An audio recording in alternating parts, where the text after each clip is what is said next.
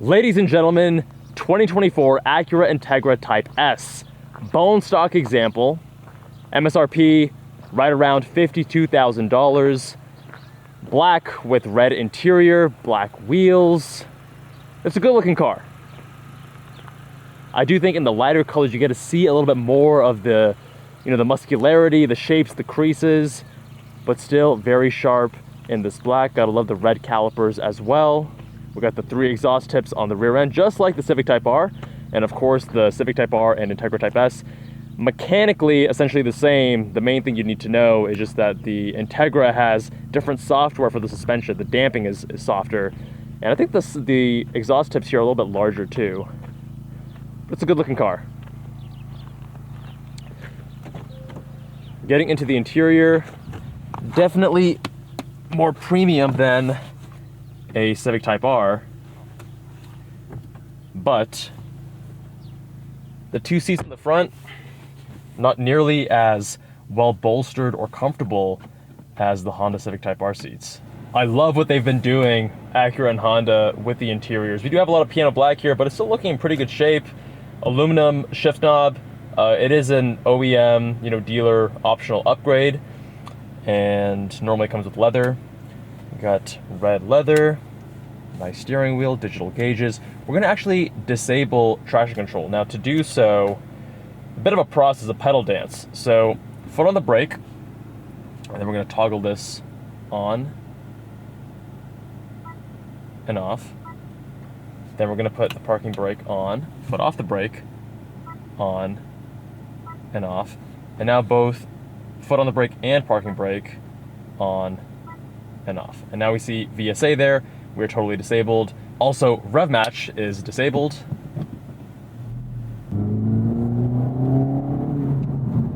Now the Integra Type S at $52K is quite a bit more than the Civic Type R, but the thing is the Civic Type R tends to have dealer added markups. So going out the door, the price difference is not going to be as significant as you might expect. In fact, the Civic Type R might be more expensive than this, the more hardcore enthusiast branded vehicle, although the two are again mechanically the same. We're weighing in around 3,200 pounds, 310 horsepower from this 4-cylinder turbocharged engine, 310 pound-feet of torque. And we have actually driven an Integra Type S on the channel before. It's been a while since driving a stock one, and the ones that we've been reviewing more recently are modified, tastefully modified by my buddy Fenton's son from the Zygreen YouTube channel. And curious how these come out from the factory. These are very capable vehicles, front-wheel drive, nice, driver-focused inputs, great manual transmission, a little bit light with the throws, if I'm being honest.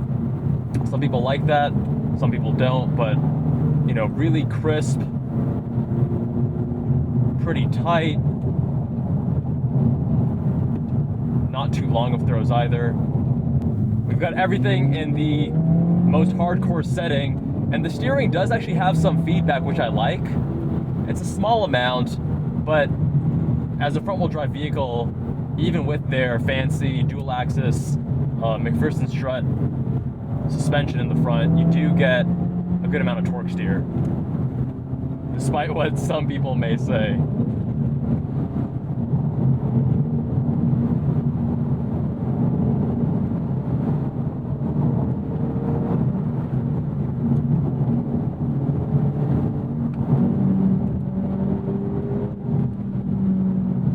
Nice throttle response, even though it's a turbocharged engine, able to easily rev match.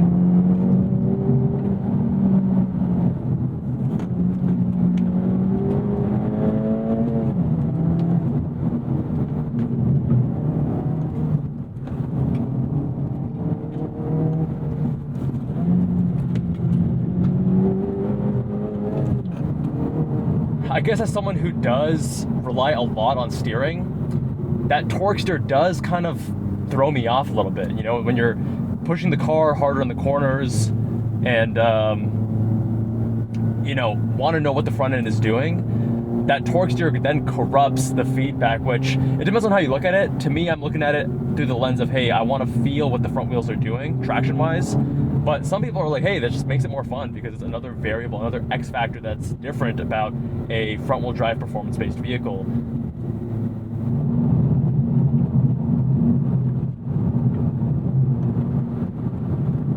I do like you can play with the weight balance and get the rear end to rotate a little bit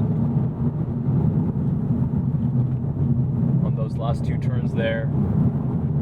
I will say the front end is decently sharp, but you can get it a lot sharper with the right modifications. Check out that video right up here.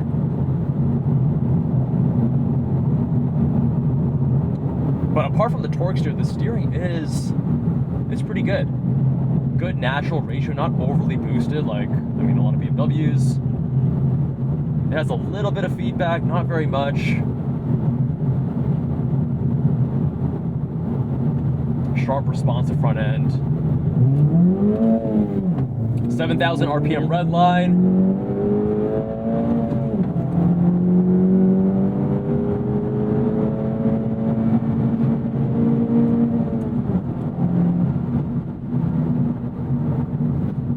I'm gonna make this a little bit softer. We're in sport now.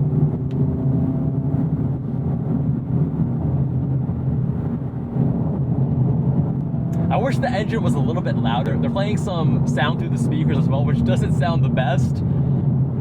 But I guess because modern vehicles, NVH, right, trying to make the car more comfortable, etc., they have to do things like that. But it's not the most, let's just say the engine isn't the centerpiece of the vehicle. It's not the strong suit, right? In terms of the power delivery, that's all fine. But sound, noise, drama, emotionality, that's not what this car is really about.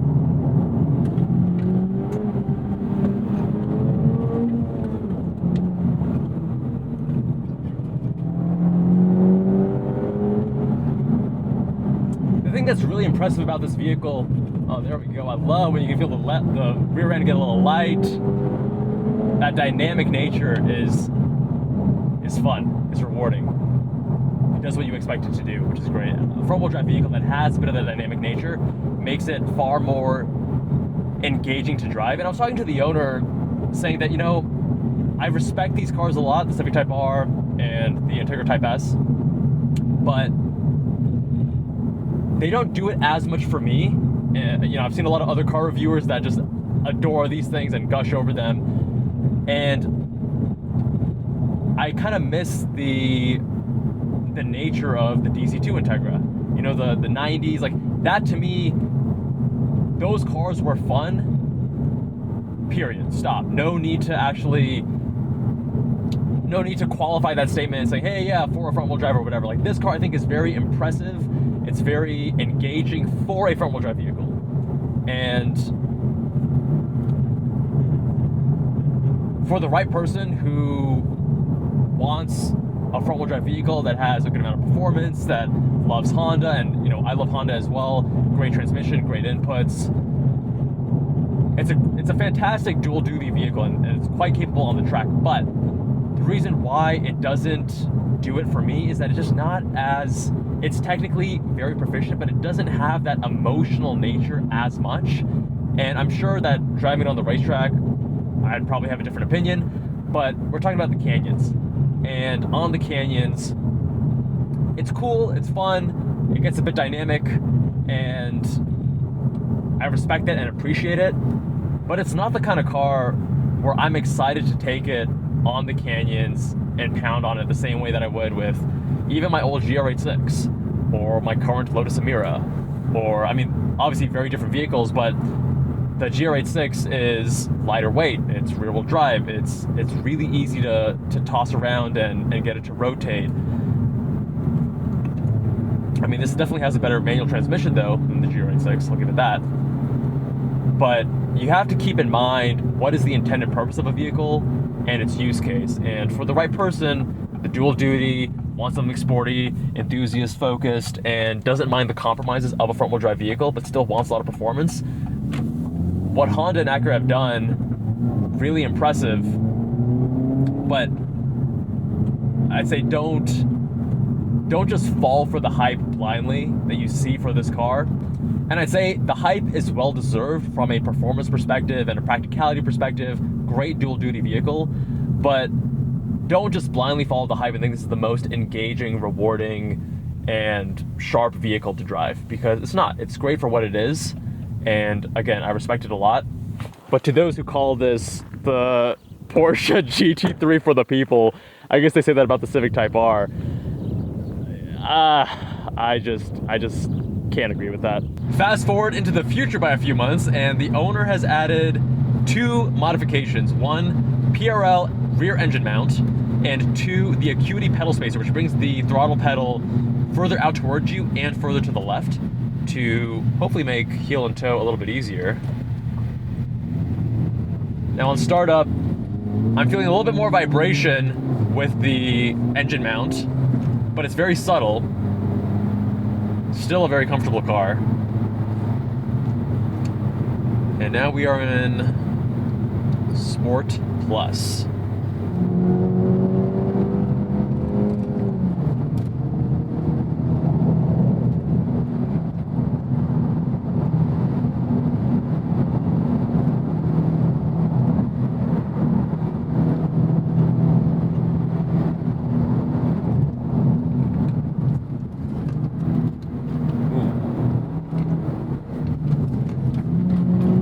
I always feel like when there's pedal spacers, there's a bit more of a learning curve than in a normal car. Okay, I'm getting used to it now.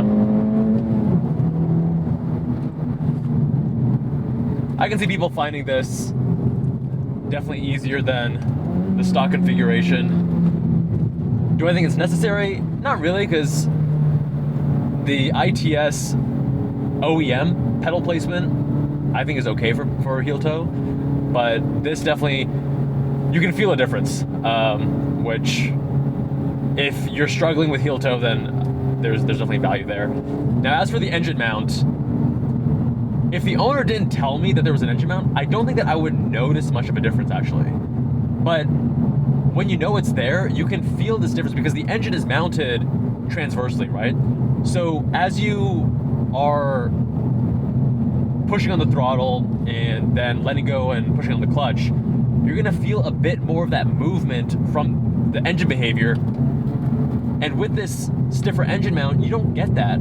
It feels like the interface here is stiffer, such that when you clutch in downshift, there's no movement in front of you. And normally you'd attribute it to, you know, regular just engine and transmission behavior. But this does now feel more solid. And that's why I keep shifting between 4th and 3rd. I'm trying to describe what I'm feeling. It's a bit more, it feels like there's less slop when you shift. And let's do a pull. That's not a good pull. Let's do a pull. Look at that. The engine mount also eliminates wheel hop, which you're gonna get OEM straight out of factory.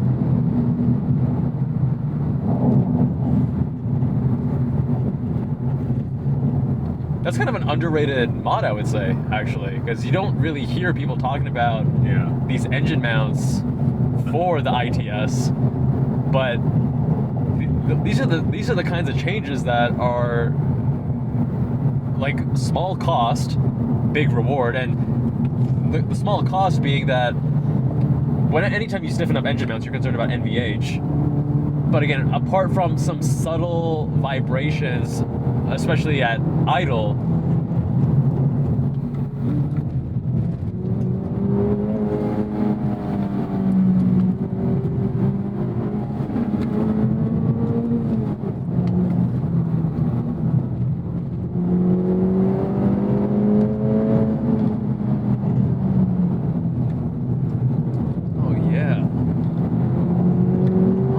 lively on braking.